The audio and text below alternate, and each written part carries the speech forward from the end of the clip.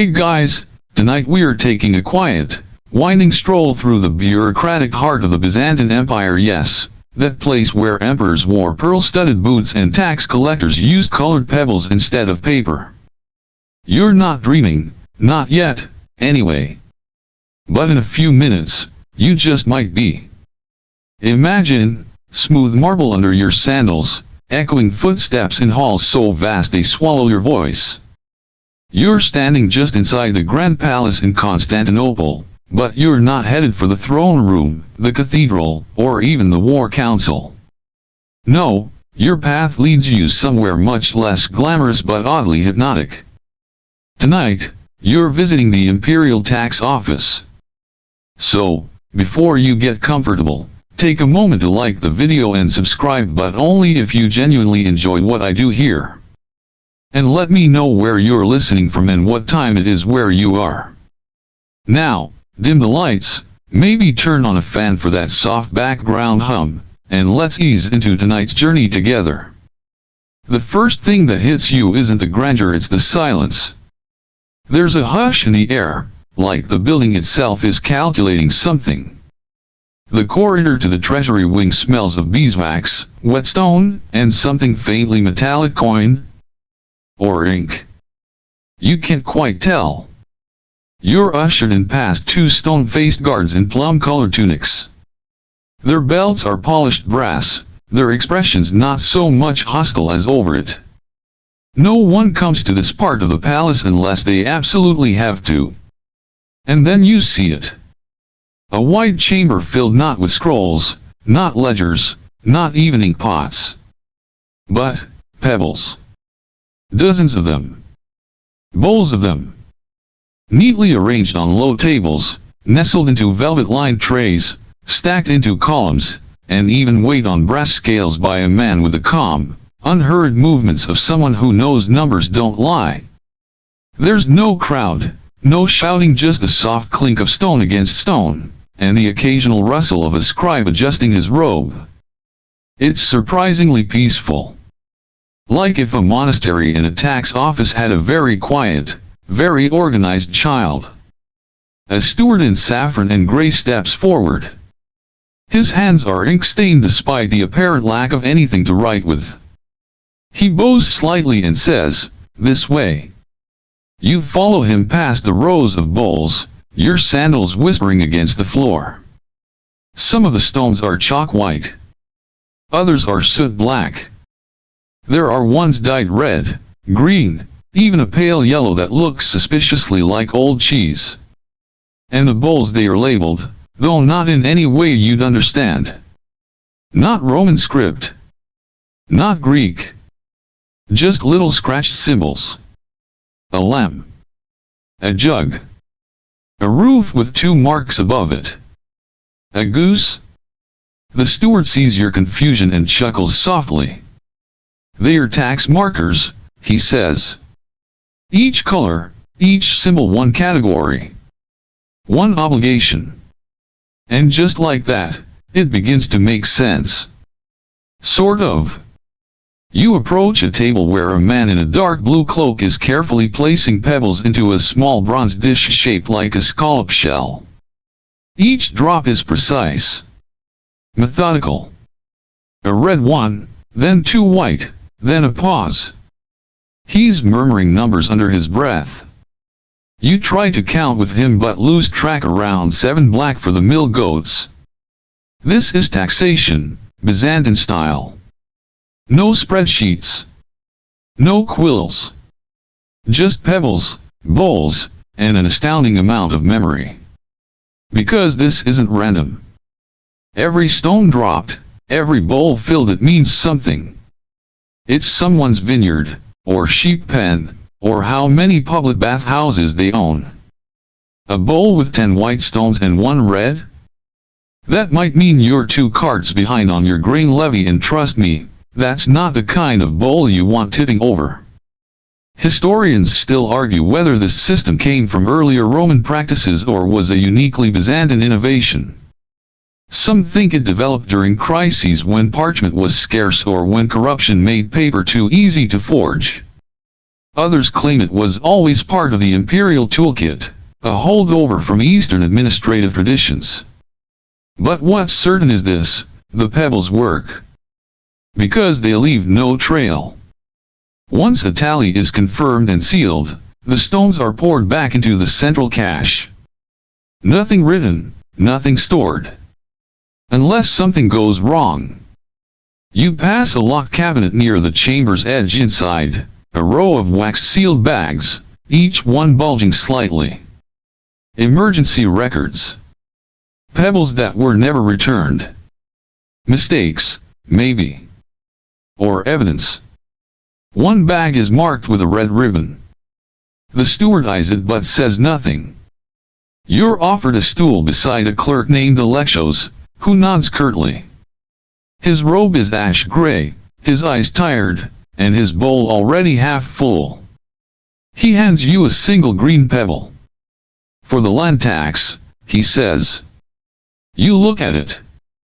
It's cool. Smooth. Faintly polished. You have no idea whose tax it records, but for now, it's yours. You place it in the bowl. Clink. And just like that, you've joined the most meticulous, slow-moving, oddly beautiful accounting system in history. The bowl in front of you now holds exactly one green pebble, your quiet contribution to the Byzantine tax system. It's oddly satisfying, this soft, soundless kind of math. No scribbling. No ink smears. Just weight, color, and memory. Alexios gives you a brief, approving glance. He doesn't smile, but in this world, that's as warm a welcome as you're going to get. You sit beside him at a low cedar desk polished smooth by centuries of elbows and stress. In front of you is a tray of little velvet-lined compartments, each holding a different color of pebble: white for livestock, red for grain, black for penalties, blue for land holdings, green for river use, and purple. Well, he doesn't say what purple means. He just avoids it entirely. The room is quiet, but not tense. More like the calm of a ticking clock. Pebbles clink softly as clerks work, dropping stones into bowls while muttering figures under their breath. The occasional shuffle of sandals or creak of a stool is the only punctuation. And then you notice something funny. No one's writing anything down. You ask Alexios. He doesn't look up.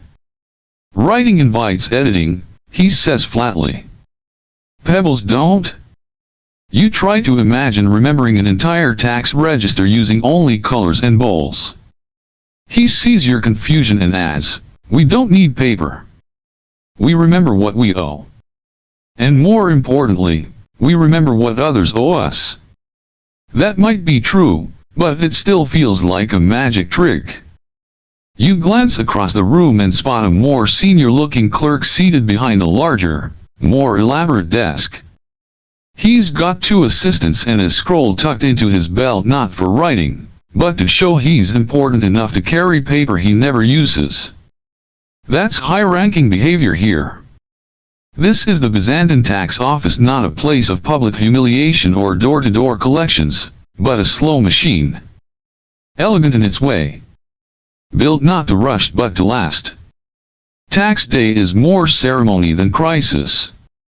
And the building? It reflects that. Thick columns line the walls, painted a pale blue, and above them, faint murals of stylized olive trees and imperial eagles. You swear one of the eagles is squinting at your bowl. The whole place smells faintly of wax and laurel.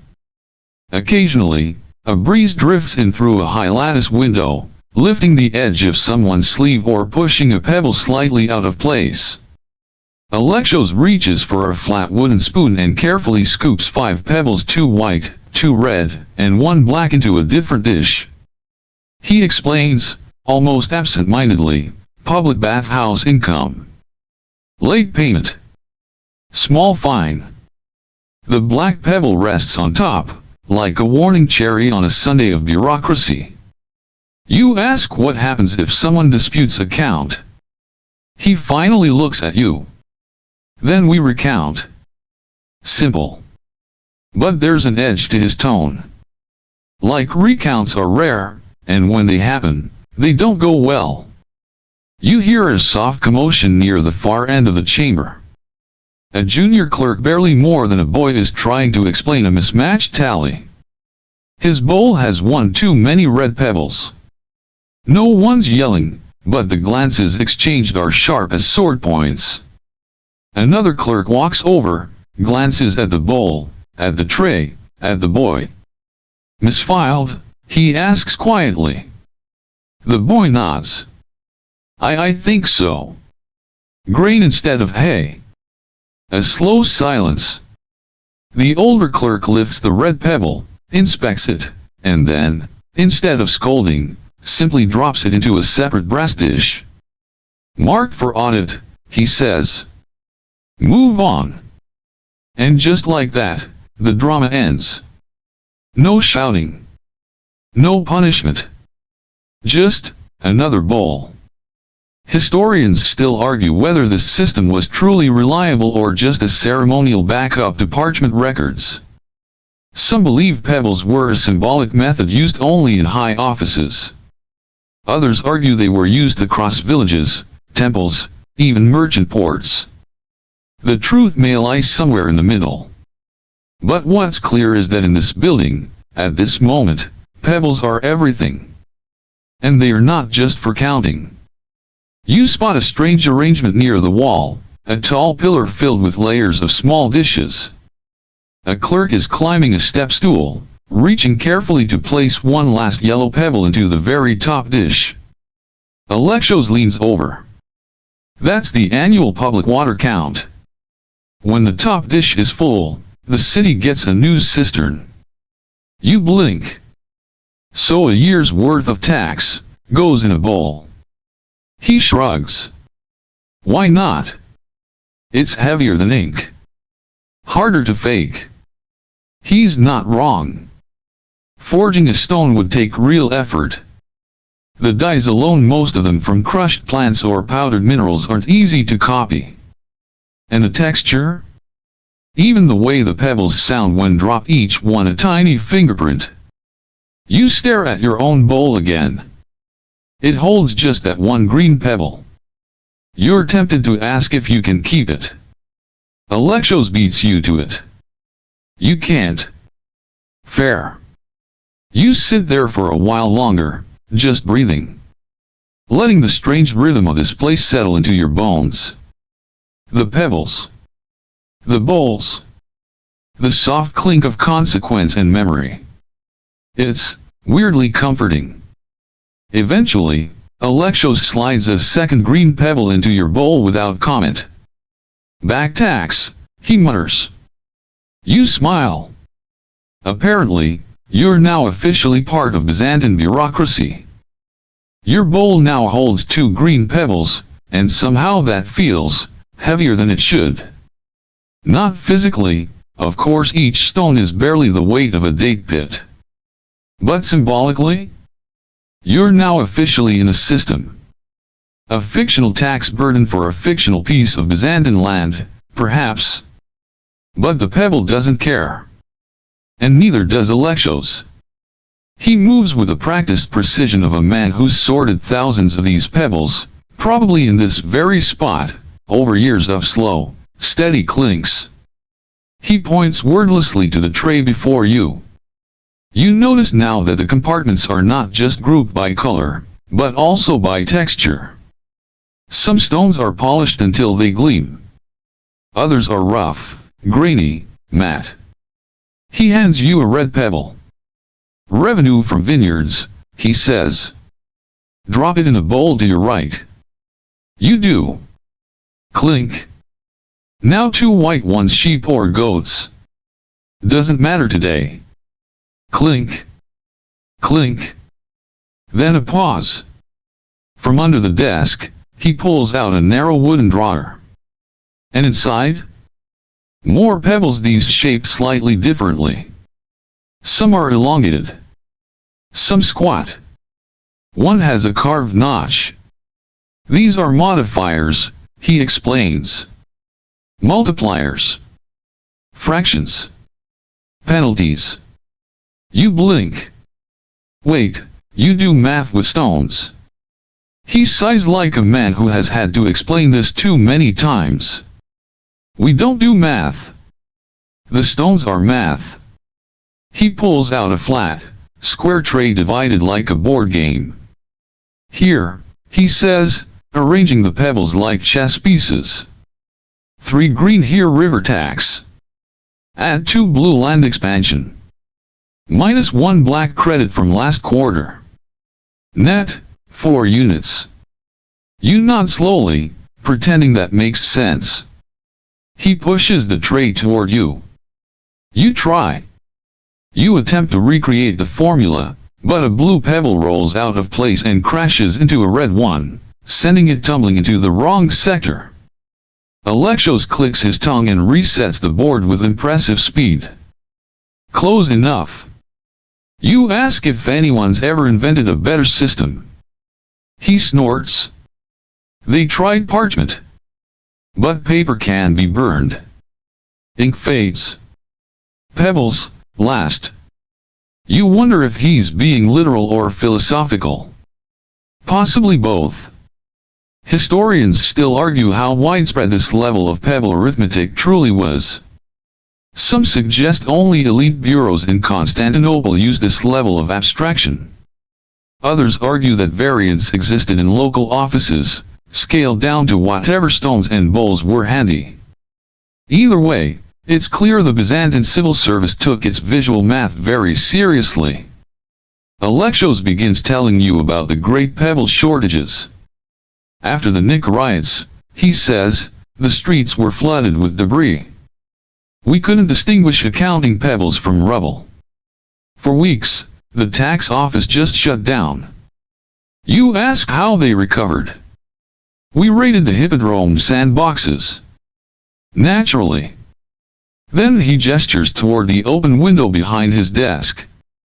You can just make out a courtyard far below, where a cluster of younger clerks are sorting through large sacks of pebbles, washing them, drying them in the sun, and rubbing dye into batches of 10 or 20 at a time. They are new hires, Alexos explains. Sifting out miscasts. Every pebble has to match its issue weight. You blink.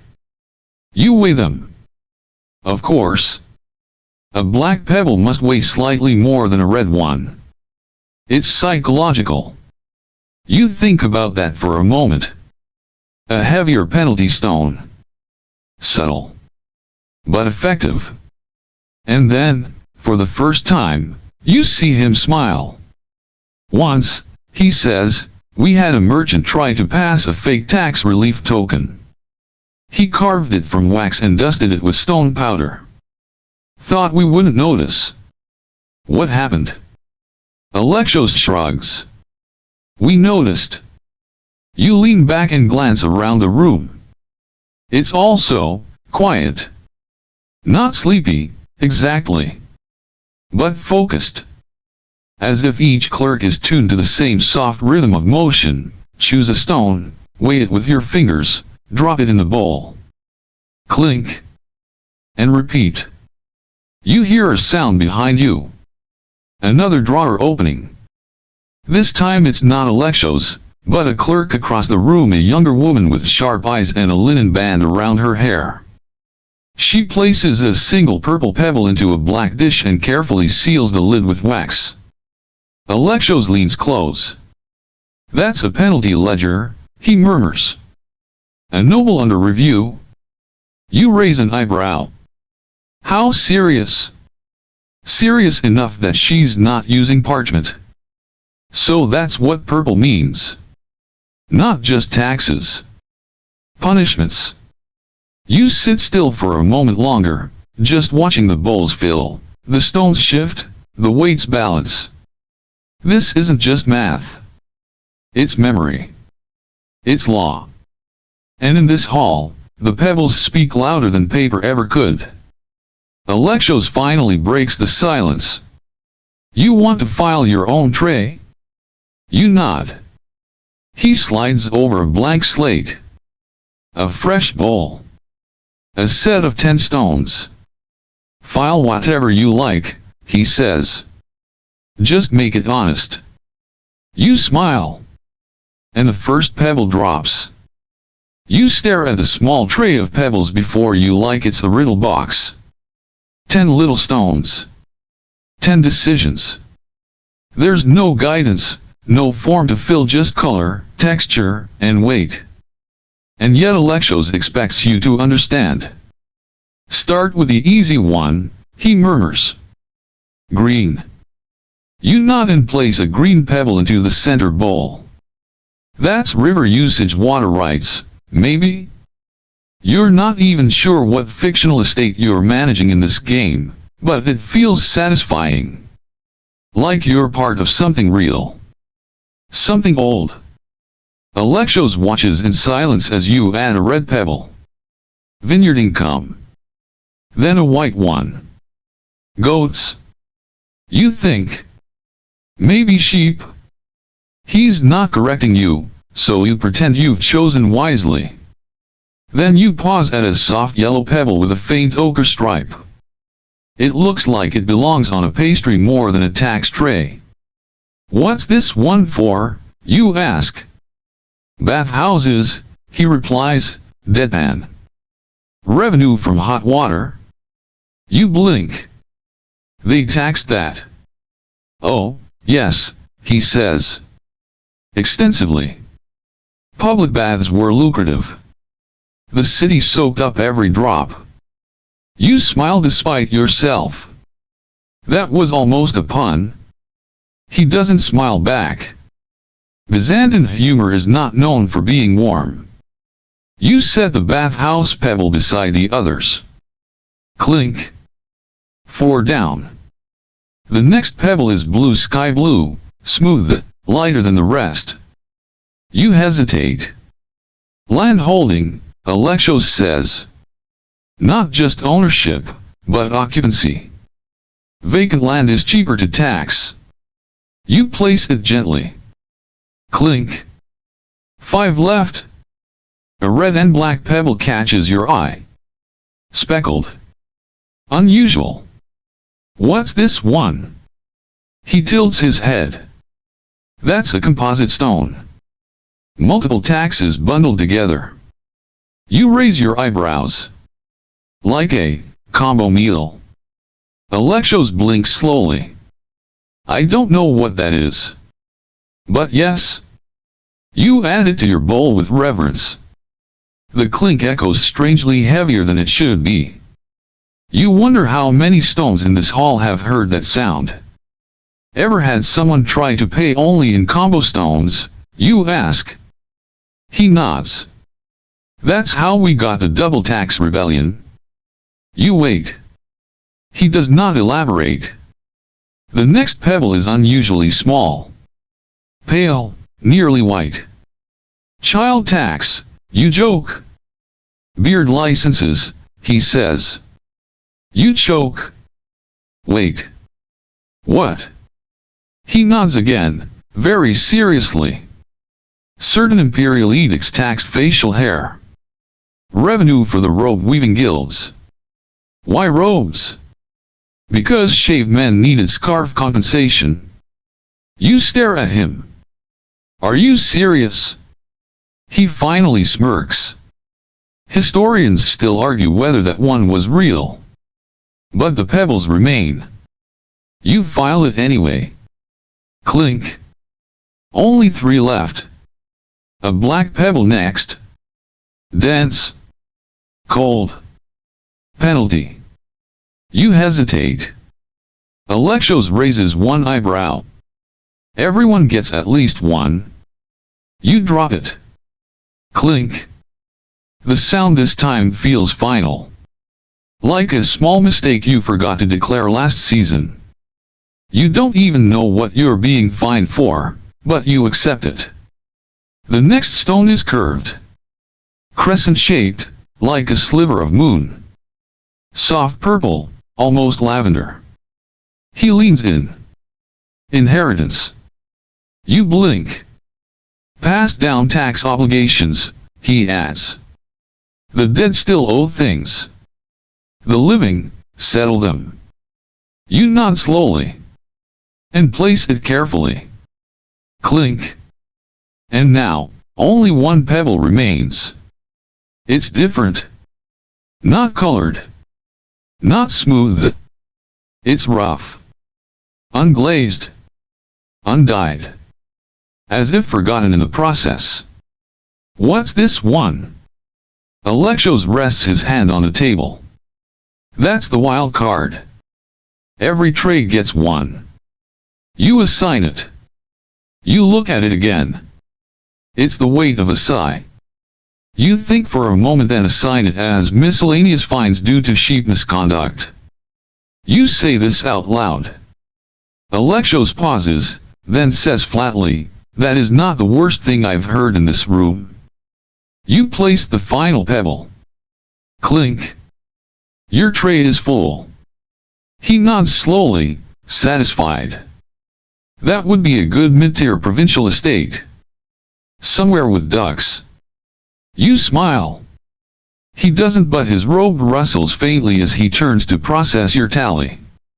Each stone is lifted with care and placed into a new, official bowl.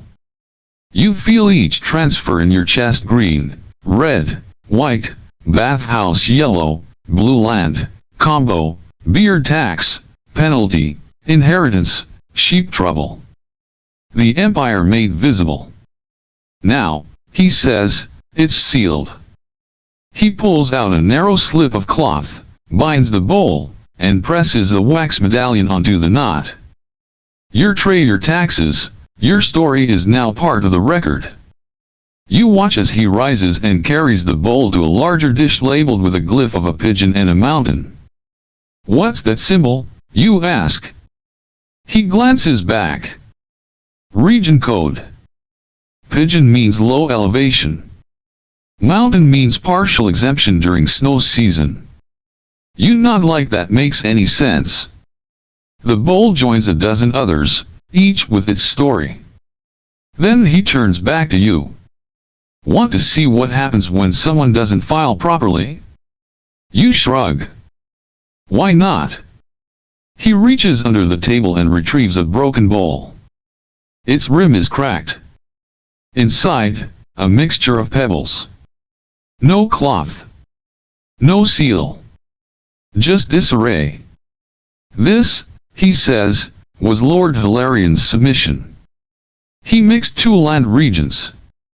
Filed river taxes twice. Forgot his own bathhouse. You blink. And he's not a lord anymore? Odd. Clink. The pebbles never lie.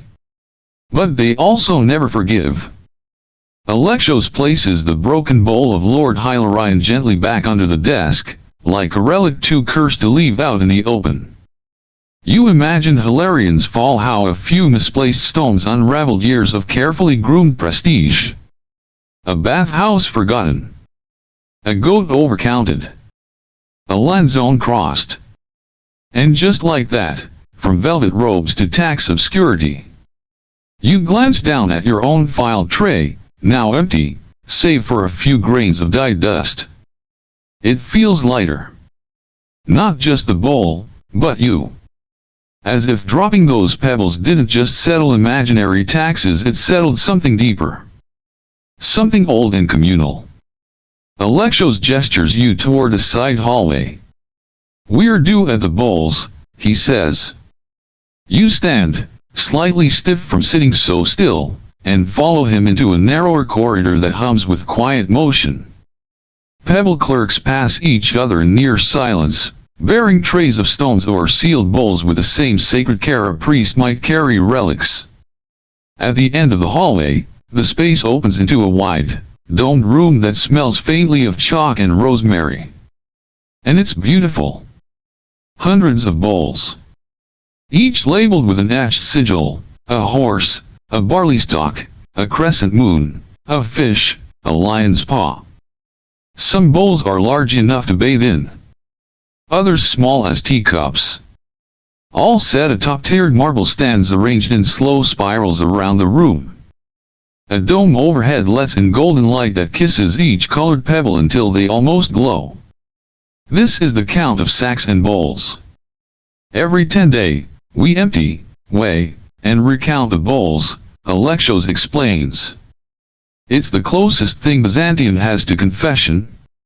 You watch as a tall clerk with ink-stained fingernails lifts a full bowl marked with a horse glyph and gently pours its contents into a wide-brimmed scale. The stones clatter softly. He nods, scribbles the mark on a wax tablet, and resets the bowl. Next to him, a younger assistant refills it stone by stone, repeating the same tally. This ensures no one adds or removes pebbles between counts, Alexos says. Everything must match. Down to the last sheep. A small group gathers around a bowl marked with a goat glyph. There's murmuring. Something's off, a clerk whispers. You and Alexos approach. The bowl is light by 3 pebbles. Missing grain revenue from the market quarter, someone mutters. Or misfiled with the donkey tolls, another suggests. There's no panic, just a low buzz of tension. A senior official in a gold-threaded sash arrives, peers into the bowl, and frowns. Begin a recount, he says, voice cool and crisp. 2 scribes start pouring pebbles from the sealed backup bowl, an auxiliary copy filed in the last count. They pour, count, re-pour. Their lips move in tandem like a prayer. 1 red pebble rolls too far and clinks onto the floor. Everyone freezes. The scribe dives for it. Retrieves it. Wipes it clean with his sleeve. Still usable, he whispers. Historians still argue whether these public bowl counts were symbolic or binding. Some say they were an elaborate ritual to maintain order. Others insist the pebble weight had legal force, that justice, in Byzantium, could literally be measured by stone. In this room, you believe the latter. The goat bowl count finally completes. 3 pebbles short. The gold-sashed official inhales through his nose. Mark it, he says. And audit the market clerks before sundown. The words land like thunder. The assistant nods grimly and hurries off. You look to Alexos. What happens if they don't find the missing stones? He shrugs. Someone gets fined. Or replaced. Or both. The empire forgives many things. But not missing goats. You keep walking. At the far end of the room, a pedestal holds a bowl that gleams differently than the others. It's carved from something darker than bronze, almost black, and the stones within it are deep purple, nearly obsidian in hue. That's the imperial penalty bowl, Alexos says quietly. It's not labeled with a symbol. Just a single gilded circle. What does that mean, you ask? It means the emperor is watching. The bowl is untouched. Pristine. But full. Those aren't just penalties, he adds. They are reminders. For every pebble in that bowl, someone made a dangerous mistake and the palace chose to remember. You shiver a little. He changes the subject. Come, he says. Let's file a token. You move to a small platform with a single blank bowl. He hands you 1 white pebble slightly warm from his palm. This is ceremonial, he says. A courtesy count. You drop it in. Clink. The sound echoes faintly off the dome. Now you're officially boring, he says. You smile. And the bowls keep clinking. You follow Alexos back through the tiled corridor, away from the sunlight spilling through the dome. The echo of clinking bowls fades behind you like the end of a ritual, one that somehow involved goats, debt, and bathhouses but still felt oddly sacred. You turn a corner and arrive at a smaller side chamber. The lighting here is dimmer. The walls are lined not with shelves or symbols, but with fabric-covered bins arranged beneath painted arches. Each bin bears a label, a stitched glyph in faded thread. A jug. A chain. A flame. A wolf. The room is quieter than the others. Still, but charged. Alexos stops at a bin embroidered with a pale spiral and lifts the lid. Inside are bowls filled with purple pebbles. He doesn't speak at first. Just runs his hand across the tops of the sealed bowls like someone dusting the tops of forgotten books. Finally, he says, "This is the bowl room of penalties." You glance down at the bowls. Each is sealed with wax and wrapped in a single black ribbon. You can't see inside, but you can feel the weight of them. Who do these belong to, you ask? He looks at you without blinking. People who got too clever. One bowl is marked with a gold pin. Alexos gestures toward it. That one belonged to a magistrate who tried to reassign a market zone after it was already taxed. You raise an eyebrow. To collect twice. He nods. But only filed one count. The Pebble record revealed a discrepancy. How? He points to a nearby cloth ledger with faint indentations. Each penalty pebble is recorded with pressure marks. One indent, one stone. No ink. Just wait. You lean closer. The cloth has dozens of tiny dips like fingerprints pressed into velvet. Why cloth, you ask? Because it can't be forged easily, he replies. And if you do, the palace can unravel it. There's a certain beauty in that. Tax records not written, but woven. You reach for a sealed bowl. Alexos stops you gently. No one opens the purple bowls. Not without imperial orders. You look around. There's a table in the center of the room. On it sits a large bronze vessel shaped like a lion's head, with a wide, open mouth. What's that? He speaks softly. That's the Clapius Purpureus, the purple basin. If someone's penalty is forgiven, their pebble goes there. Forgiven. He nods. Rare. But not impossible. The emperor may pardon debts, especially during holy festivals or after good omens. You peer into the basin. There are only a handful of stones inside. Fewer than 10. Do they ever take them out again, you ask? No. They are left there. As memory. Not record. It's humbling. Somewhere in a purple bowl lies a forgotten bathhouse fine. A goat fee unpaid.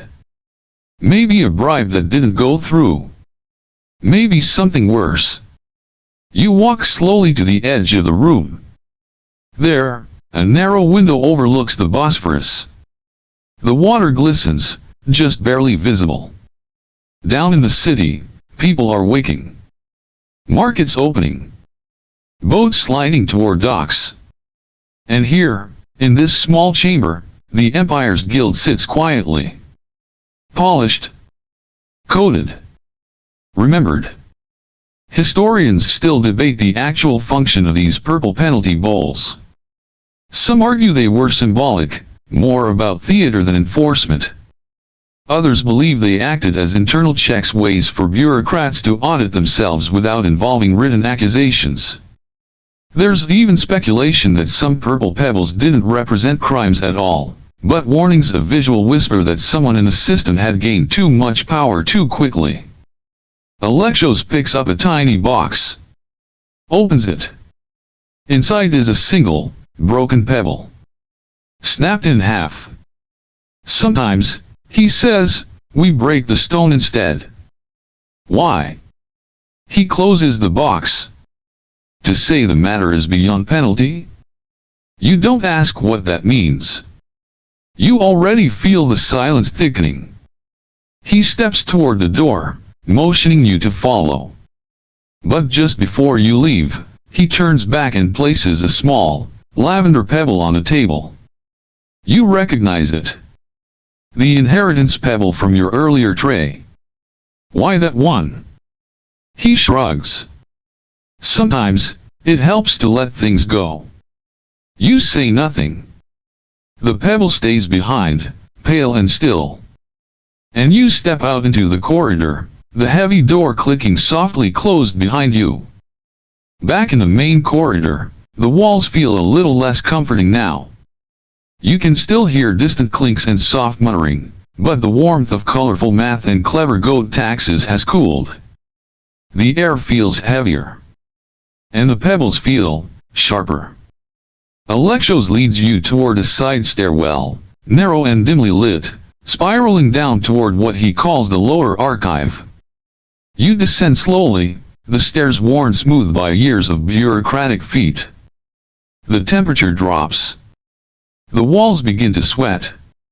When you reach the bottom, a thick wooden door waits ahead, left slightly ajar. You push it open. Inside is chaos. Well, Byzantine chaos, which is to say, 3 people arguing in very hushed voices, one spilled bowl of pebbles, and a scribe holding a slightly damp goat by a rope. The goat bleats softly. No one reacts. A clerk looks up from a low table stacked with error bowls. He sees Alexos and immediately straightens. Tax from the coastal temple, he says. Discrepancy in the goat records. We're missing 3 pebbles. Alexos raises an eyebrow.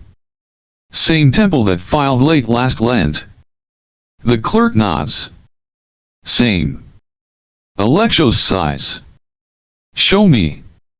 You follow as he kneels beside the record tray. It's mostly white pebbles, livestock markers. But one is pink. Just slightly. Barely enough to notice. Alexos picks it up, rolls it in his fingers. Soapstone, he mutters. Not chalk. Fake.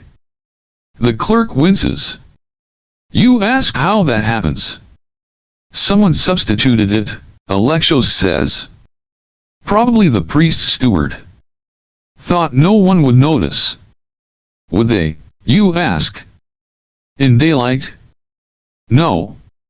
But when we weigh them. He gestures to the small brass scale in the corner. The pink stone is heavier. That's all it takes. A single forged pebble. A single overcounted goat. And now the temple's entire fiscal quarter is under audit. Historians still argue whether this degree of control was real or simply ceremonial theater. Some scholars say the pebble audits were more about reinforcing loyalty than accuracy, an elegant way to remind local leaders that the capital was watching. Others suggest the accuracy was quite real and deadly serious. You're beginning to believe the second group. The goat shifts beside the clerk, then sneezes. Someone hands you a cloth. You use it. Silently. Alexos leans over the table, inspecting another bowl. This was filed under temple bathhouses, he murmurs. But the number of penalty pebbles here says they weren't just bathing. You blink. He doesn't explain. You don't ask. The goat sneezes again. A second clerk returns with a backup record, a small sealed pouch of substitute stones. Official count had 26 pebbles, she says. Current bowl has 27. One is fraudulent. Alexos places both on a scale. Even without counting, the weight is wrong. The fake one drops slightly heavier, like it's sulking. The junior clerk looks up. What do we do? Flag it, Alexos says. Send a summons to the coastal steward. Quietly. The goat bleats. No one thanks it. You turn and see a board listing past discrepancies etched into the stone wall. Each mark is a small, rough cross beneath the symbol. Some symbols repeat. The goat. The jug. The roof. How often does this happen, you ask? Alexos shrugs. Often enough that we have a board. You glance back at the fake pebbles so similar to the real ones. So nearly perfect. It's uncanny, really, how close someone came. What if they hadn't waited, you ask? Alexos glances over. Then the temple would have paid for a goat they didn't own. Or receive funds they didn't deserve. But it's just a pebble. He turns fully to face you. Nothing in Byzantium, he says softly, is just anything. That silence returns the one that hangs heavy with memory and consequence. He picks up the fake pebble one last time, drops it into a separate jar marked with a red lid. Auditor's shelf, he says. The jar contains other odd stones, too heavy, too light, wrong die, scratched sigils, even one carved with the image of a small laughing face. You raise an eyebrow. Someone's joke, he says. It wasn't funny. You step out of the room as the clerks begin redrafting the temple's count, the goat now officially in bureaucratic custody. The moment the door closes, Alexos turns to you. Now you understand why we fear the purple bowls. You nod. Slowly. He pats your shoulder. Let's go somewhere quieter. You silently agree, maybe something with fewer goats. Quieter turns out to mean dimmer, deeper, and somehow even more solemn. Alexos leads you down a narrow hall past shuttered windows and rooms marked with symbols rather than words. You notice fewer clerks here. The marble gives way to stone. The foot traffic softens. The very air changes, like it's been filtered through layers of forgotten ink. At last, he stops in front of a wooden door marked with a faded glyph, two seals joined by a cord. This, he says, pushing it open with a creak, is the archive of Theodore's reform. The room is cooler. Dustier. And it smells faintly of lavender and wax. Shelves line the walls, but instead of books or scrolls, you see dozens of cloth satchels, each sealed with a wax imprint and stamped with a colored thread. Some are deep red. Others are pale blue. A few are yellowed with age, but none are unlabeled. Alexos gestures to a table in the center. Each of these pouches holds a sealed pebble count from the old system, filed during the Empress's reform. You sit. He selects a pouch, unknots it gently, and tips it forward. A small cascade of perfectly polished stones falls onto the felt. Red. White. Green. One lavender. Each one shines faintly, despite the low light. These are original, he says. Not remade. Not reweighed. This was Theodore's work. She sealed these counts to root out corruption. You pick up a pebble. It's smoother than the ones upstairs. Carefully etched with a tiny fish on one side and a dot on the other. Tax on riverside storage, he explains. Used to be unreported. Merchants would dump items outside the zone boundary to avoid higher fees. Theodora had those boundaries redrawn. Then she sent us. You look up. To recount. To remember, he says. And to seal it. Each satchel in this archive is like a still moment in time, a snapshot of a tax count frozen in velvet. The pebbles inside untouched for decades, sometimes centuries. And yet, somehow, they feel alive. You turn over the fished pebble and feel the indent under your thumb. Not deep enough to cut, but precise enough to last. Alexos opens a second pouch. These stones are different. Older. Slightly chipped. Still usable, but faintly worn. These, he says, are pre-reform. You study the two sets side by side. Same shapes. Same colors.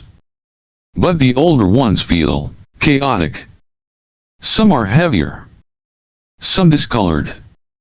One is even cracked. What changed? He points to the worn stone. Under the old system, clerks made their own pebbles. It created room for creativity. He doesn't need to say corruption out loud. You ask how Theodora stopped it. She centralized the die sources, standardized the weights, invented the seal thread. Every count now passes through 3 chambers: entry, weigh, confirm. And no satchel may be opened without a triple stamp. You glance at the stamps. Each wax seal bears an image: a lion, a branch, and a loop fish. Why those? He leans in. Justice, peace, and slipperiness. You blink. That last one seems less encouraging. It's Byzantine. Fair point. Historians still debate whether Theodora's reforms actually improved tax honesty or merely changed how fraud was committed. Some argue the reforms created a new class of certified deceivers, people who could cheat, but only within the rules. Others say her legacy preserved the integrity of an empire on the brink. You don't know the answer. But here, in this room of sealed moments, it's easy to believe she tried. Alexos takes out a small brass bowl and begins to replicate a count from one of the satchels. 1 red, 2 blue, 1 green, 1 white. Then he adds a stone knot from the pouch, a modern replica. Similar, but slightly wrong. You spot it immediately. That one's too pale. He nods. That's how we test apprentices. If they miss it, they wait another year. You laugh. He doesn't. The bowl complete, he tips it into a shallow tray and makes a wax impression of its seal. This is how we verify sealed counts today, he says. Not just by weight but by sequence. Sequence. He lifts the tray. Each count has a rhythm. The order of stones matters. If someone rearranges the order, we know. You blink. It's like pebble poetry. He smiles faintly. Exactly. You glance again at the satchels. Each one marked, sealed, silent. Waiting. Not to be read, but to be trusted. He closes the pouches and returns them to the shelf. You ready to see how they get recycled? You raise an eyebrow. Recycled. He nods. Not all pebbles last forever. Some get reformed. You follow him out of the room, back into the dim corridor. But before you leave, you pause and glance back. The satchels are still. But somehow, they feel like they are watching. The corridor narrows again as you follow Alexos down a short flight of stairs. It feels warmer now. Earthier. You smell clay, ash, and something sharp like lemon rind or crushed stone. There's no marble here, no frescoes. Just simple walls and a low, steady hum. This, Alexos says as he pushes open a slat wooden door, is the recycling room. Inside, a handful of junior clerks work in silence at long stone tables, hunched over steaming basins. They wear smocks, not robes. Their sleeves are rolled up, and their hands are stained with pigment. Bowls of crushed rock, vinegar, soot, and resin line the shelves. And in the center of the room, several shallow pans filled with boiling water and pebbles, soaking like lentils before a feast. One of the clerks sees you, nods, and lifts a mesh scoop from the basin. Dozens of faded pebbles tumble out discolored, scratched, some barely recognizable. He lays them out gently on a linen sheet. They are no longer viable, Alexos says. Too old.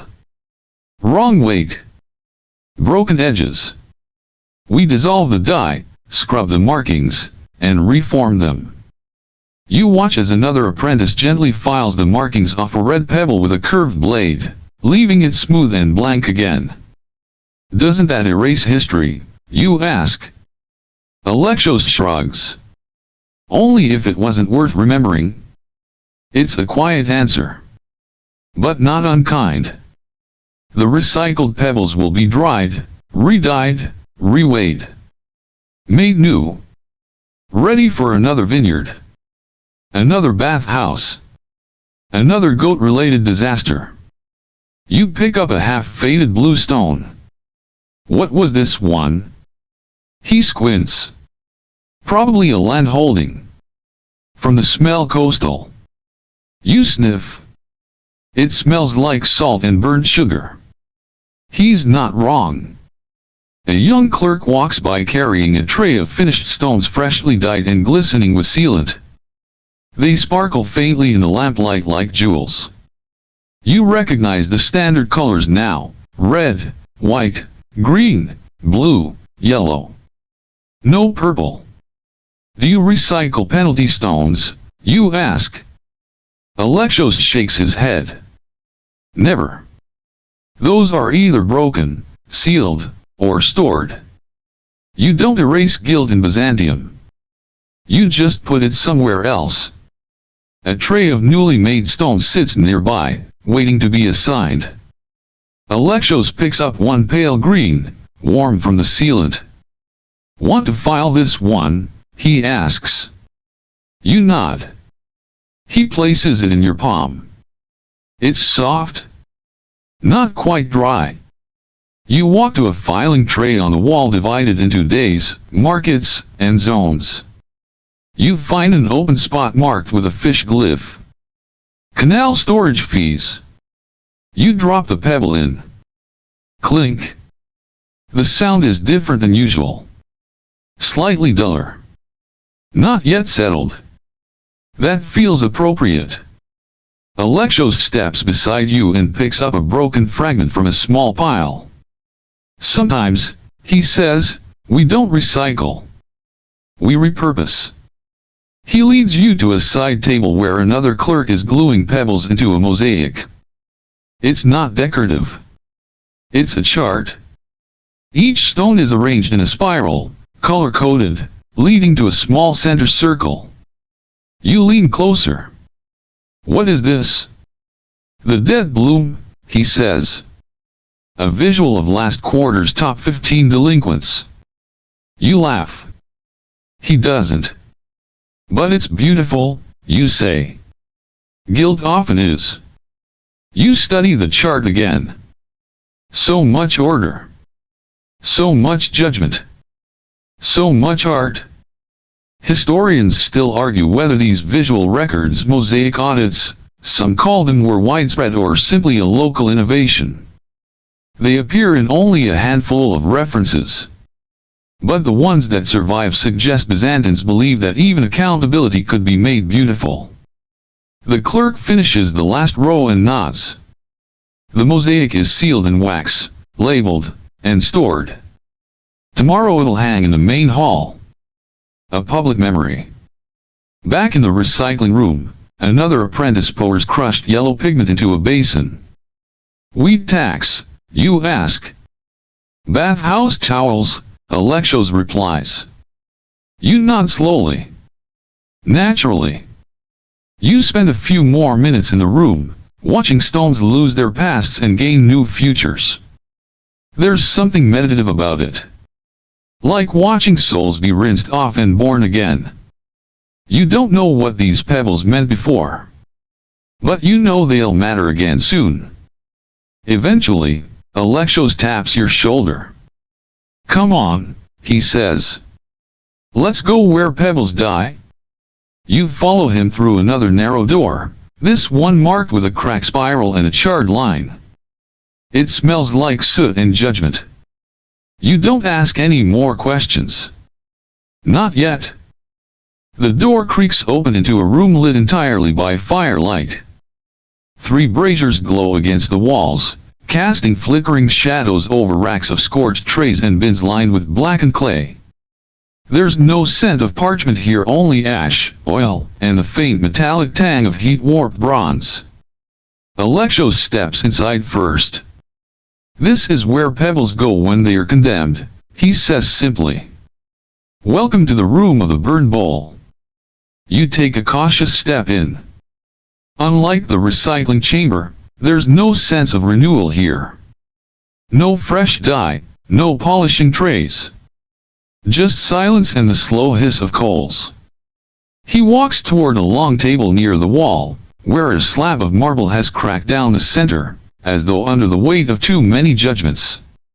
In its middle is a fire pit glowing faintly, and beside it sits a deep iron dish, black as a thundercloud.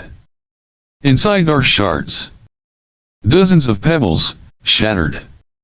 Some snapped in half. Others chipped. A few melted. They weren't just damaged, Alexos says. They were disgraced. You glance down and see fragments marked with oddities, a pebble painted in 2 colors, one carved with a false weight sigil, another 2 perfectly round.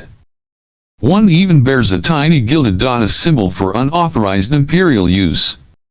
Fake relief tokens, he explains. Filed as royal exemptions. Issued by no one. You feel the heat of the brazier nearby and step back slightly. Were these punished, you ask? Not the pebbles, he says. The people. One of the clerks, a young woman with soot on her hands, approaches the pit and kneels with quiet ceremony. She holds a single red pebble with trembling fingers, places it onto the edge of the iron bowl, and watches as it rolls inward, hits the side, and settles near the coals. You both stand in silence. After a moment, she bows and walks away. What was that, you ask? A fraudulent vineyard claim, Alexos replies. Filed 3 times. Same land. 3 owners. No grapes. Historians still argue whether pebble destruction was symbolic or punitive.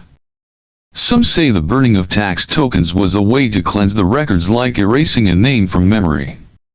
Others argue it was meant to intimidate the tactile destruction of fraud, visible and final.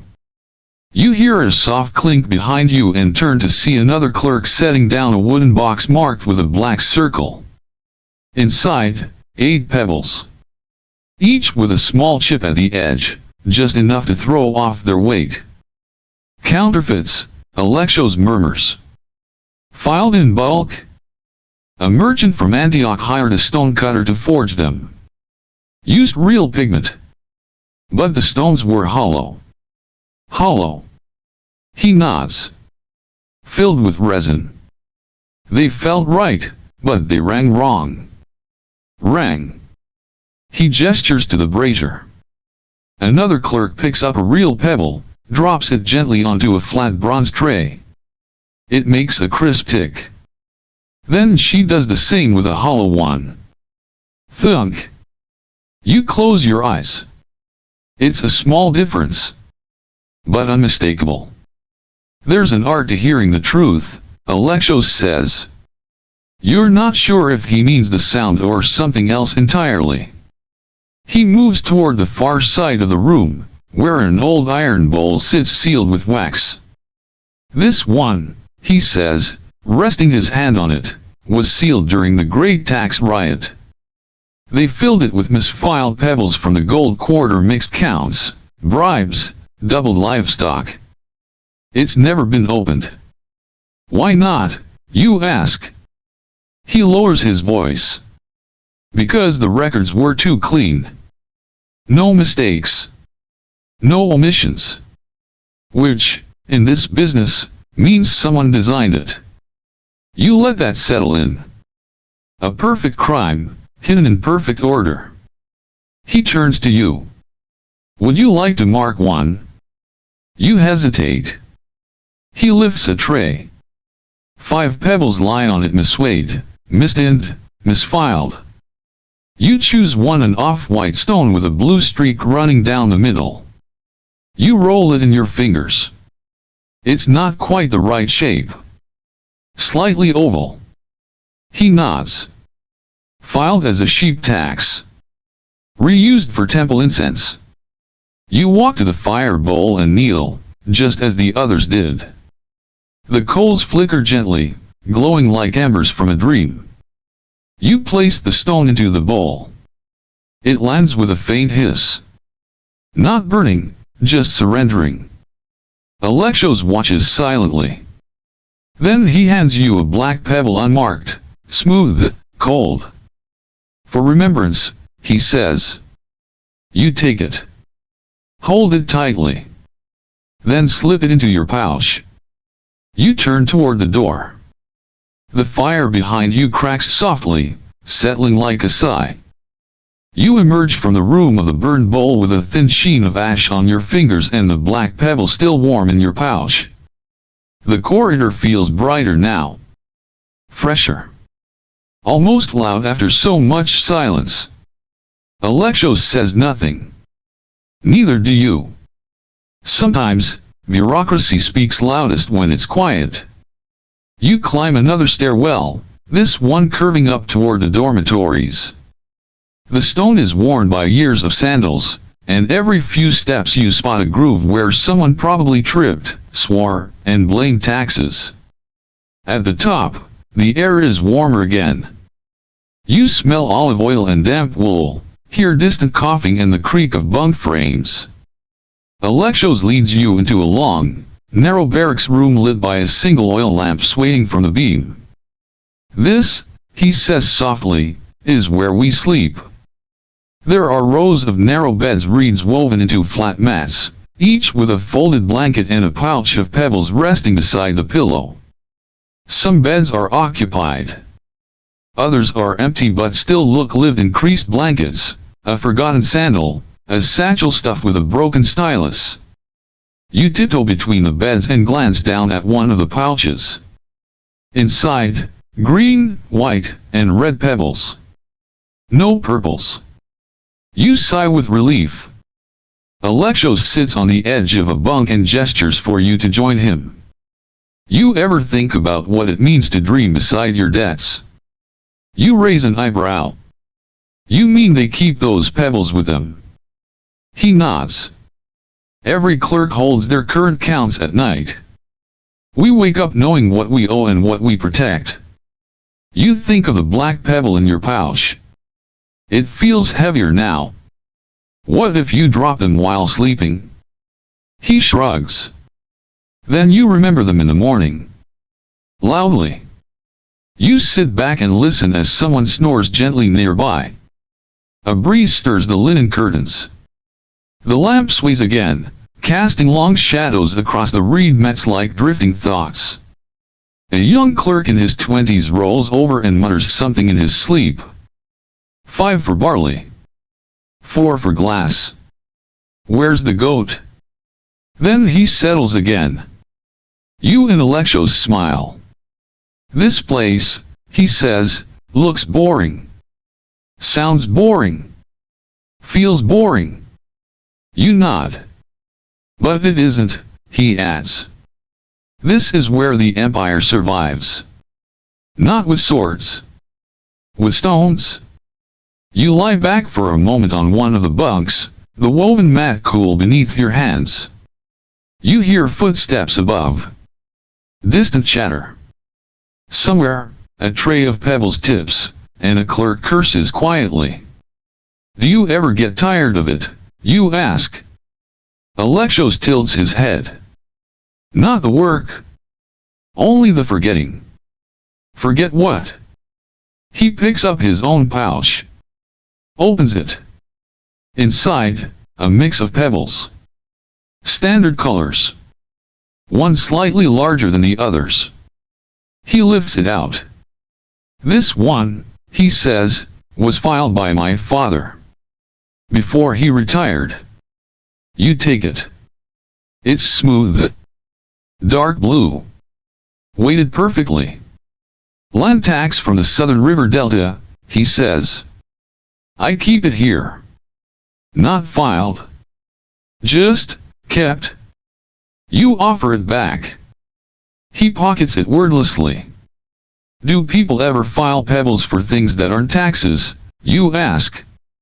He nods slowly. Yes. Sometimes.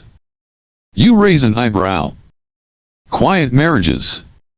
Anonymous debts. Small kindnesses.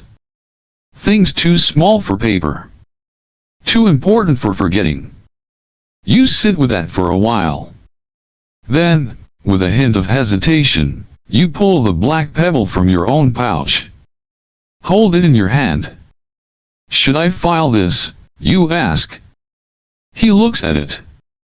Then at you. Not yet. You return it to your pouch. Outside the barracks window, bells ring softly in the temple district. Not alarm bells. Just a slow, sonorous tone announcing the 9th hour. Evening is approaching. Alexos stands. Come, he says. One more count. You follow him through another hallway, past a faded mural of the emperor holding a bowl of golden pebbles. He's smiling in the painting, though it's a distant, unreadable smile. You arrive at a small annex near the archive. Inside is a single table, one bowl, and a blank stone slab mounted on the wall. What's this, you ask? He picks up the bowl. This is the final filing of the day. We call it the silence bowl. You glance at the slab. What do you write on it? He smiles. Nothing. The pebbles speak for themselves. He adds 3 stones, one red, one white, one green. He nods to you. You add 1. A pale yellow bathhouse pebble. Because why not? The silence bowl is sealed, stored, and marked not with a scroll but with a single reed placed upright beside it. What's the reed for, you ask? To remind us the system is alive. You exhale slowly. In this empire, even silence has paperwork. By now, the hallways feel like a second skin. The hush, the clink, the faint scent of crushed pigments aren't strange anymore. They are part of you. You follow Alexos without question as he veers into a new wing. The lamps here burn lower. Their glow more orange than gold, more glowworm than sunrise. He pauses in front of a wide door flanked by 2 pillars each carved with looping inscriptions and the imperial double eagle etched in low relief. This, he says, is where politics happen. You blink. I thought that was the throne room. He tilts his head. No. That's where politics perform. In here, they breathe. He pushes open the door. Inside, silence and symmetry. A long rectangular chamber, polished stone floors, and 7 large bowls set on pedestals each ringed with a thin brass hoop and positioned like spokes on a wheel. There's a gallery above, where silent scribes watch from behind lattice-work screens. The room smells of laurel oil and old secrets. You approach the nearest bowl. It's half full of polished green pebbles. Across the room, another bowl white, only a few stones resting inside.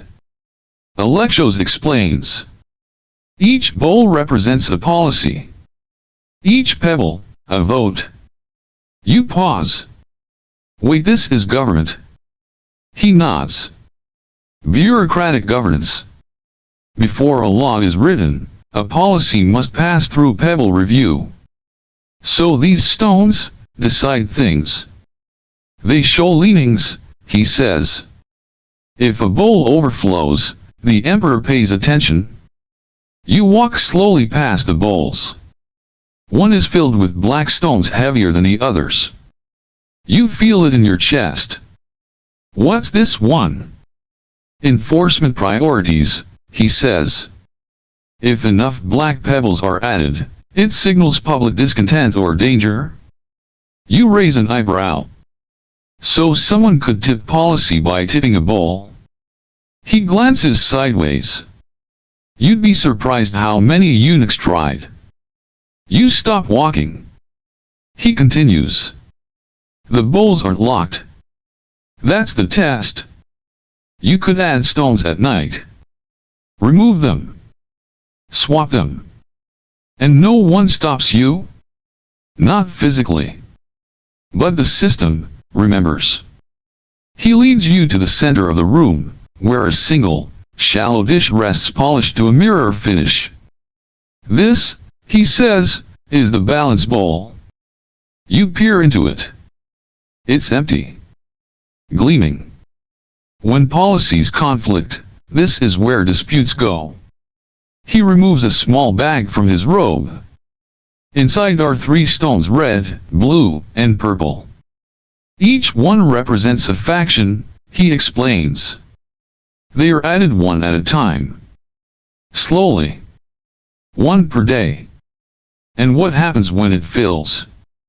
The emperor decides, he says. But until then, it stays here. You look around. No guards. No locks. So it's all just trust. He nods. And tradition? Historians still argue whether these pebble councils ever held real legislative sway, or whether they were purely advisory. Some believe they functioned as a form of controlled opposition, allowing discontent to simmer without boiling over. Others suggest they were ritual tools, giving the appearance of consensus while decisions were made elsewhere. But looking at the bowls now half filled, half emptied, you sense real tension in them. Real weight. You walk past a bowl labeled with a sigil you haven't seen before, a closed eye and a flame. What's this? Censorship reviews, Alexos says. When enough white stones are placed, the scribes review a record for public danger. You stare at the handful of pebbles inside. Is that a lot? He shrugs. Enough. You step back. The bowls feel different now. Less poetic. More personal. More dangerous. Alexos moves to the far end of the chamber, where a quiet assistant has entered with a fresh tally tray. He accepts the tray, inspects the pebbles, and adds 1 red stone to the trade privilege bowl. It clinks against a dozen others. Not many, but enough to shift the color balance. That, he says, will get someone's attention. He returns to you. Want to add 1? You hesitate. Then you nod. He hands you a single green stone. This supports public granaries. You walk to the bowl. Pause. Drop it. Clink. A soft sound, but one that feels louder than most. Alexos smiles. Congratulations. You just backed food security. You exhale. What happens if someone removes it tomorrow? They'll replace it with something else, he says. But the bowl will remember. You glance at the scribes above, still silent in their latticed seats. They watch, not judging but recording. There are no names on these stones, you say. There are no names, he agrees. But every bowl knows who touched it. He begins walking again. You follow. And behind you, 7 bowls stand quietly. Heavy with opinions. Light with manipulation. Ancient, but still listening. Somewhere in Byzantium, a goat tax is being calculated. Here, empires shift. The farther you go into the heart of the complex, the more the structure begins to feel like a mind, each corridor a vein, each chamber a slow-moving thought. There's no fanfare here. No royal tapestries. No marble busts or stained glass. Just bowls, trays, and silence. And then you reach a hallway that looks utterly different. The walls are lined not with stone or mosaic, but with woven cloths, white banners made from thick threads of wool and flax, each dyed in stripes of red, green, and gold. The symbols stitched onto them are unfamiliar. Eyes, hands, crescent moons with dots above them. Alexos slows his pace. This, he says, is the wing of the touch counters. You follow him into a rounded chamber that smells of cedar oil and pressed linen. There are no windows. Just a dozen low tables, each holding a tray of textured stones. Around the room sit several people older, mostly, dressed in plain gray robes. Their eyes are closed. Their fingers move gently over the stones. No one speaks. You whisper, "Who are they?" Alexos whispers back, "They are blind. All of them." You pause. "They work here." He nods. "Yes. And some of them file faster than I ever will." You step closer to a woman tracing a set of pebbles. She runs her fingers across the edges, feels their weight, then moves them into distinct piles. One by one, she arranges them into rows and taps a nearby tray to soft knocks. Another clerk silently approaches, reads the arrangement, and nods. Alexos gestures toward a tray. The stones used here are specially made. Each has a unique texture. Not just color or weight, grooves, ridges, grains. You pick one up. It's smoother than the others you've handled, cool and rounded, with 3 tiny divots in its side. "White," he says. "Livestock." You try another. This one is grainy, almost sandy. "Red." "Vineyard." "But a steep yield." You blink. "They can tell yield." "They can tell everything," he says. A clerk in the far corner taps a bell once. Another taps twice. The silence is not really silence here. It's code. You look around and feel humbled. This system, you say, was made to include everyone. Alexos nods. Well, not originally. But it became that way. Some say it was Theodore's doing. Others credit a blind scribe named Dorotheos. Either way, this chamber has processed more accurate audits than the rest of the complex combined. Historians still argue over the origin of Byzantine tactile accounting. There's little surviving documentation. Some believe these chambers were isolated experiments. Others think entire provinces used textured pebbles, especially after a flood of eye injuries following the siege of Thessaloniki. You believe it now. Standing here, watching the dance of fingers over stone. Alexos leans in. They don't need sight. They need consistency. That's why the pebble standards matter. A chipped stone here could cost someone a job. You glance back at the woman. She's building another row now. Her face calm. Her hands steady. Do they only audit, you ask? No, he replies. They vote. They advise. Sometimes they notice patterns before we do. He gestures to a cloth hanging on the wall. It shows a spiral made of thread, with small markers stitched along its path. It's a pebble bloom, he says. Each notch is a tax rise. They spotted it before the coastal riots started. Just from feel. You stare at the bloom. It's beautiful. Unassuming. Quiet. Much like this room. One clerk finishes a tray and folds her hands. A younger apprentice approaches, reads the layout silently, then gives a respectful bow. The older woman smiles. No words are exchanged. Just pebbles. And peace. You ask, what happens if they disagree with a count? Alexos doesn't hesitate. Then we change it. Automatically. He nods. They've never been wrong. You walk to the far end of the room, where a stone shelf holds a small collection of polished tokens, glossy and slightly iridescent. Not for taxes. Not for penalties. These, Alexos says, are acknowledgments. For long service. For quiet integrity. You run your hand along one. It feels like rain-washed glass. They are not filed. No. They are remembered. You step back and take in the room again. A chamber of whispers. A chamber of justice. You leave the pebble in your pocket untouched. And follow Alexos toward the door.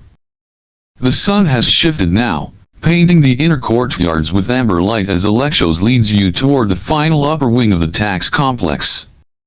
The foot traffic has quieted. You see fewer clerks, fewer trays, and almost no movement in the galleries overhead. But you do hear something strange.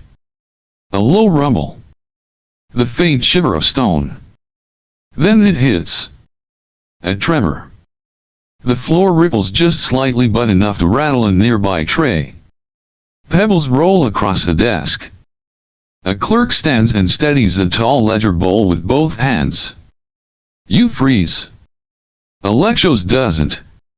He turns on his heel. Follow me. Now. You move quickly through a side corridor where a group of scribes are already gathering their trays.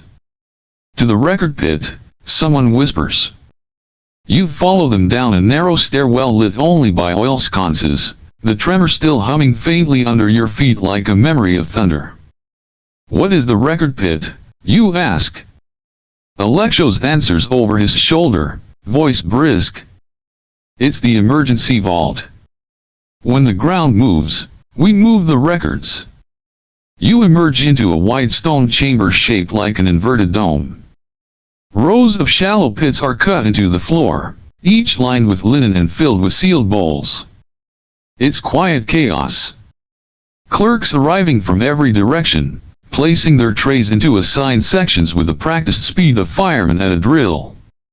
You join them, helping to steady a tray filled with regional sheep taxes.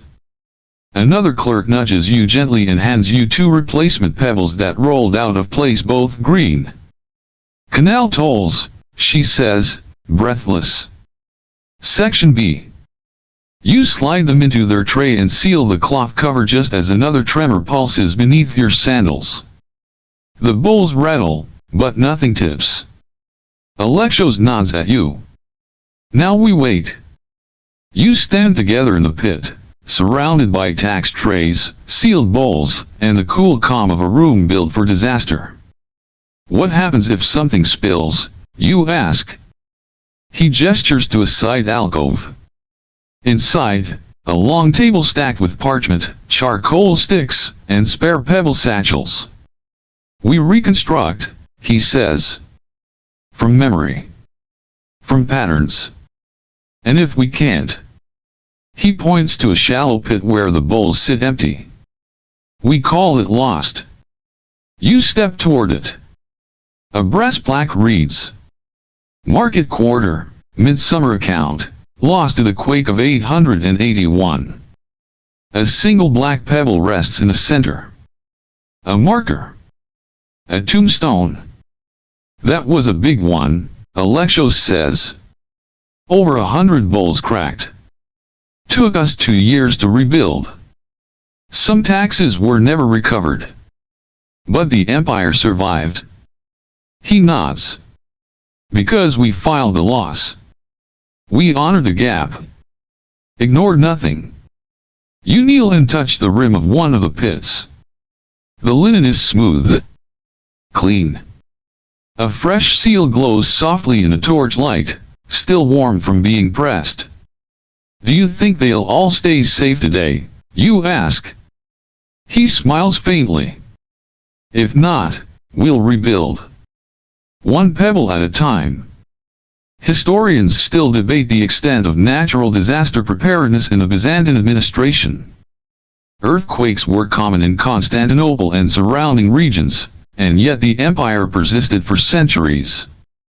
Some scholars point to these small, quiet systems, the redundancies, the rituals, the humble record pit as part of what made Byzantine resilience so legendary. You believe it now. Another tremor comes, softer this time. More like a shrug. No bowls tip. No pebbles flee. Just the steady breath of a system that remembers even what it loses. A bell chimes twice high and clear. All clear, someone calls. Clerks begin lifting trays from the pits, checking seals, exhaling quietly. You join them. Your tray sheep taxes from the south is intact. You carry it back upstairs, through the corridor where the tremor first struck. Back in the main chamber, the candlelight flickers brighter now. The room hums again. Not with panic, but with rhythm. The soft choreography of a bureaucracy writing itself. Alexos leans against a stone pillar and exhales. Every pebble, he says, has been threatened at least once. War. Fire.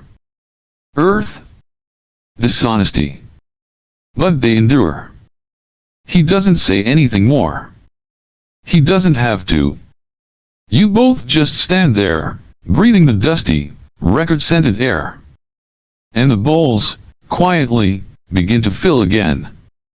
The tremors are long gone now. The bowls are back in their proper places. The wax seals have cooled. Everything in the Byzantine tax office hums again with that strange, deliberate peace, a kind of balance between tedium and reverence. Alexos walks with you once more, slower now, through one of the quieter wings. You pass through a stone archway with no signage, just a carved glyph of a single pebble, resting between two open palms. You pause. What is this place? He doesn't answer right away. Instead, he pushes open the door and gestures you in. It's a small, circular room.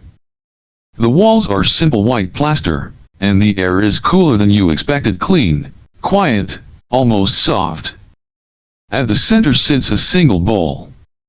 Empty. No scribes. No shelves.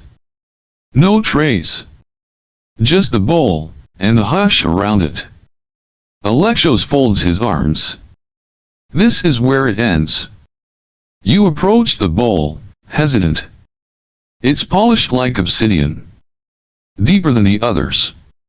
The rim is etched with symbols, not symbols of taxes or penalties, but moments, a loaf of bread, a child's face, a doorway, a bird in flight. What is this for? He looks at the bowl, not at you. This is the bowl for things that were never filed. You blink. Like errors. He shakes his head. Like kindness. Or loss. Or questions. Things that don't fit anywhere else. You step closer. At the bottom of the bowl, you see one pebble. Just one. It's not dyed. Not etched. Not polished. Just a raw stone. Who filed that, you ask? He shrugs. No one knows. It's always been there. You kneel beside the bowl and place your hand gently on the edge. The coolness of it surprises you. It's not the temperature of stone, it's the temperature of silence. Do people add to it? Sometimes, he says. But only when they understand what can't be counted. You think for a moment. Then you reach into your pouch. The black pebble is still there, smooth, unfiled, a fragment of some long-since burned debt. Or maybe not a debt at all. You hold it up. Alexos nods once. You drop it into the bowl. Clink. The sound echoes not loudly, but clearly. Like a final note in a song you didn't realize had been playing this whole time. He steps beside you. Now it's part of what we don't track. And somehow, that feels more permanent than anything else. You both sit for a while. No talking. No tallying. Just presence. Eventually, the shadows grow longer. The oil in the wall lamps begins to fade. The day inside the Byzantine tax office is closing. Alexos rises, dusts his robe, and offers you a hand. Come on, he says. Let's watch the last bowl. You follow him to a small balcony overlooking the main hall. Below, the final bowl of the day, the sunset count is receiving its stones. 1 pebble per clerk. No matter their role. A habit of quiet gratitude. You watch as each one walks up, places a single pebble into the wide, shallow dish, and steps away. No announcements. No remarks. Just clink, clink, clink, fading into stillness. Then the lamps are dimmed. The bowls are covered. The doors are sealed. The empire sleeps. And now, listener, the sounds of Byzantium fade gently behind you. The hush of sandals on stone. The click of pebbles in brass bowls. The weight of memory in linen satchels. All settling into the soft, steady rhythm of rest. Outside the halls of counting and quiet governance, the stars begin to gather over the domes of Constantinople. A breeze lifts through the alleyways. Somewhere, a candle is being pinched out with a puff of breath. The empire does not end tonight. It merely closes its eyes. You carry no satchel, no seal, no official ledger. But perhaps, just one small stone in your palm. A symbol of something you chose to hold, or let go. Something too light to weigh you down, but too real to ignore. Let your thoughts slow now. Let the clinks turn to echoes, and the echoes to whispers. The bowls will still be here tomorrow. The forms will wait. The clerks will remember. And you? You have permission to drift. So exhale. Let the air cool across your face. Let the world of pebbles and parchment gently blur into dream. No gold fines. No purple bowls. Just peace,